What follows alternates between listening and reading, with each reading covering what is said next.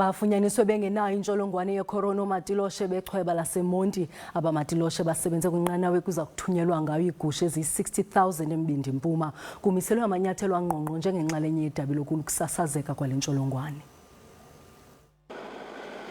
Inkundla ifumenanga bungqina bokuba ezigusha ziyi-63,000 ziza kuhlukumezeka kolambo luya eku-8. Iindaba ezikrakra kakhulu ke kwi-SABC nanjengoko ibisoloko kwiphulo lokuqhankqalazela ukuthengiswa kwemfuyo ephilayo kumazwe angaphandle. Shipment, there's going to be 60 to 70,000 sheep, soon to be cattle, that are going to be treated so inhumanely. And here we are standing with our hands tied. We can't protect them, and that's our mandate. That's what we are here to do, is to protect the animals in our country. Ziyakhwela ngokwezihambayo.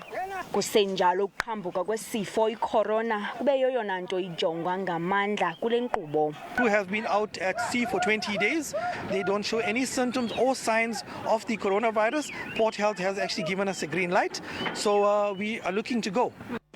Lo nkqubo yokushishina namazwe angaphesheya inikeza ithemba kubafama shishina ngemfuyo nakwango asafufuzayo kweli phondo leMpuma Koloni.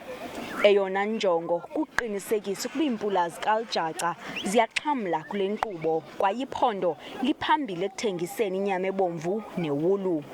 Kwiindaba ze-SABC ndingubusisiwe James Matashe, ndiseMonti.